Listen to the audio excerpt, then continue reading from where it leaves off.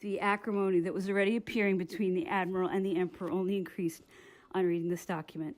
Among the people in town who suffered most from being separated from the emperor was General Gurko. He was alone, deprived even of his servant, who had been refused permission to land. In order to receive him at the Briars, it would be necessary to find him a room. The emperor informed him of this, and the general immediately overcame this obstacle by replying that all he needed was a small tent set up close to his. A few days later, the general moved to the Briars. Dr. O'Meara came from town to offer his services to the emperor. The first time he witnessed his getting dressed, the emperor showed him the flannel undershirt he kept on while shaving. "Well, doctor, this is what your pamphleteers call the coat of mail I used to wear in the days of my power."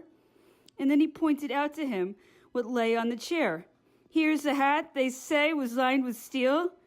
It is through such lies that your compatriots were deceived on my account. But their relations with France will soon make the truth known, and they will be enlightened." The doctor replied that the truth had been demonstrated here, and that the ladies who had the honor of seeing him at the Balcombes remained delighted with his graciousness towards them. The opinion they retained of him was completely different from the one they had formed before having met him. "They must have imagined I was some sort of dark beast," the emperor said, laughing. The doctor informed him that a British vessel had just arrived that morning. The emperor told him he had already known this because of the newspapers that had immediately been sent out by the admiral, whose intentions had touched him. It was therapeutic for him as well as for Count de las Casas, who read them to him. This attentiveness had somewhat soothed the emperor's bad mood at receiving the admiral's reply to a letter written by the Grand Marshal, in which he complained about the emperor's situation and urged changes within the sovereignty of his position. However, the letter had been submitted to the emperor before being sent out, and he had approved its wording. The admiral, no doubt upset by the comments made to him, had replied that he knew of no emperor in St. Helena. This reply, as curt as it was offensive, had been brought to the attention of the emperor, who hid the discontent it caused him. It was during the stay at the Briars that the emperor heard the story of Toby, an old slave serving in the Balcombe household. He had him tell him how, caught in a trap, he had been captured and taken on a ship that brought him to St. Helena. The emperor wanted to restore him to his home and family by freeing him. He asked Mr. Balcombe to tend to this negotiation, but it did not receive approval from the authorities, and poor Toby remained a slave.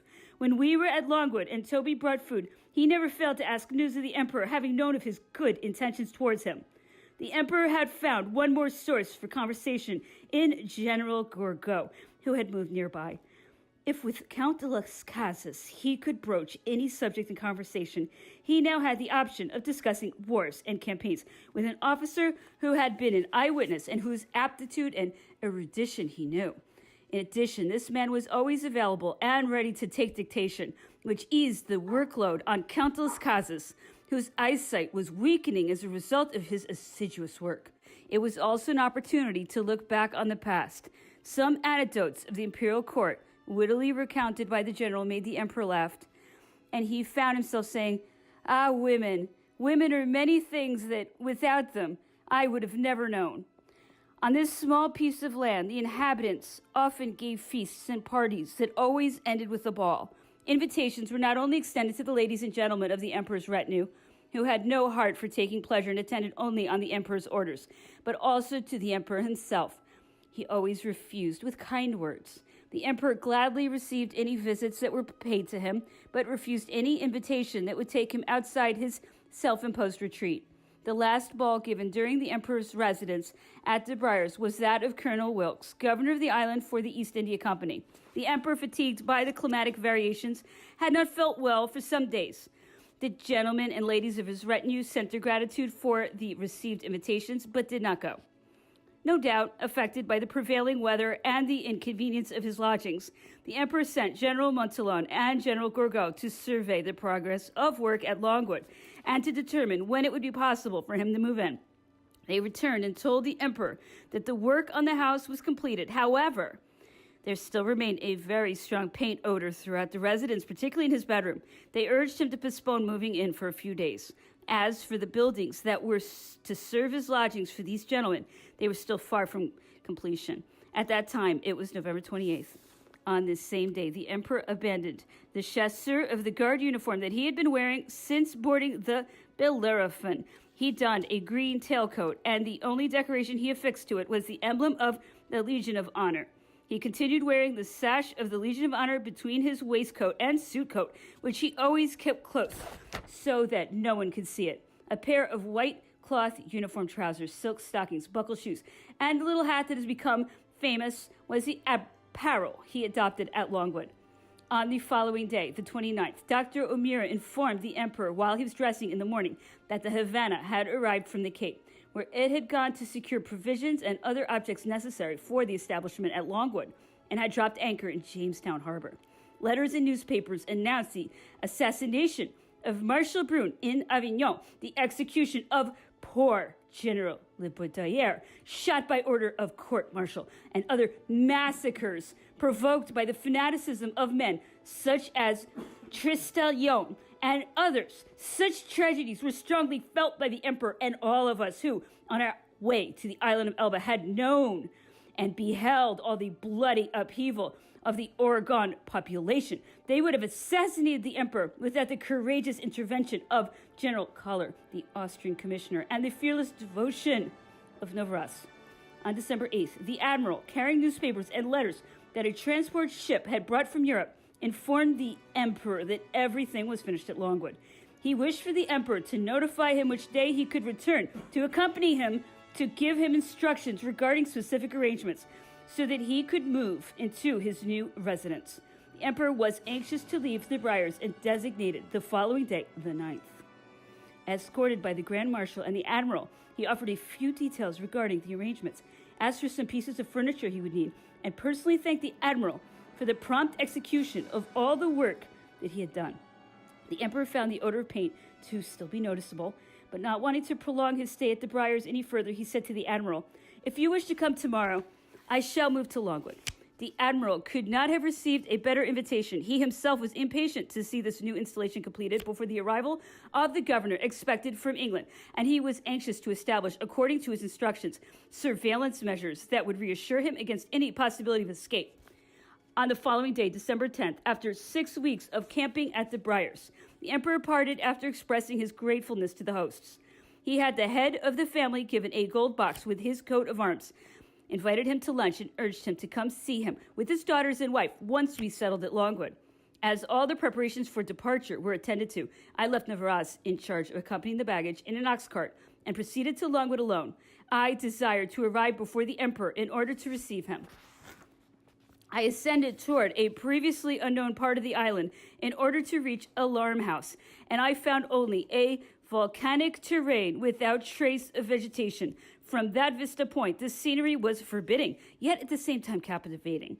A graceful road wound around a valley that led to Longwood, the house visible on a plateau from the distance, behind which one could distinguish the forest called Deadwood, formed a rather inspiring scene.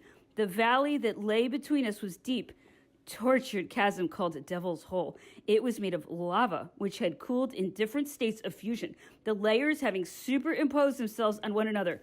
Pockets of soil, spread by time, gave birth to a few stunted trees and patches of greenery. Beyond the ravine lay the camp, situated on a sprawling lawn, its barracks dominated by Goat's Mountain. This completed the overall Longwood scenery quite pleasantly.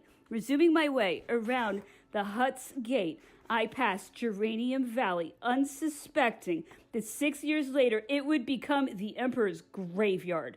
A small house, a few willows near a little fountain, and some garden plots could be seen. This vegetation reached as far as Hut's Gate, where a small house stood with outbuildings. This is where the Grand Marshal and his family were to live while waiting for the lodging being constructed for them at Longwood to be finished. This house, which the road leading to Longwood passed, seemed to bestride the two valleys it overlooked. That on the right was dominated by Diana's Peak, whose green summit was the highest on the island and separated Longwood from Plantation House and offered more vegetation.